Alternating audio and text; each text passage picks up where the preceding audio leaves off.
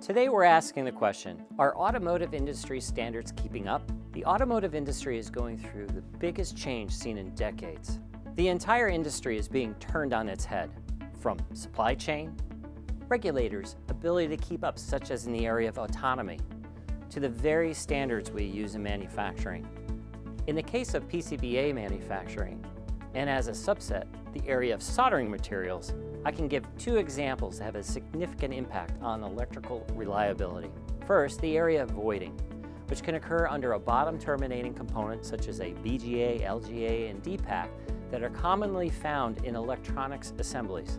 A void that is basically an air pocket forms in the soldering reflow process, where the component is soldered to the PCBA and can cause a host of electrical and thermal issues.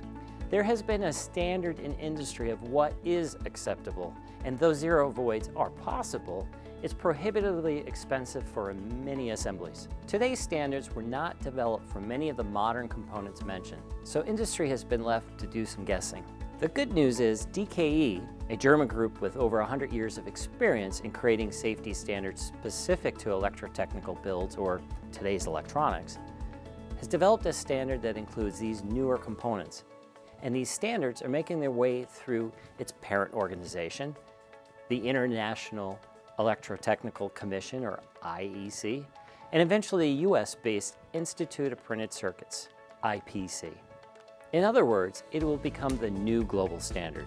Another quick example, the current test method used for qualifying soldering materials as to whether they will create electrical shorts was based on the electronics used in automobiles that would be pretty hard to find on today's roads.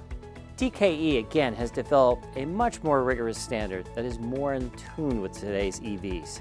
Most OEMs, their contractors, suppliers, including Indium Corporation, are already meeting these higher requirements. Unfortunately, until these higher requirements are officially adopted, the onus is still on manufacturers to continue to take a hands-on approach to their supply chain, ensuring materials being used meet the true performance requirements of EVs.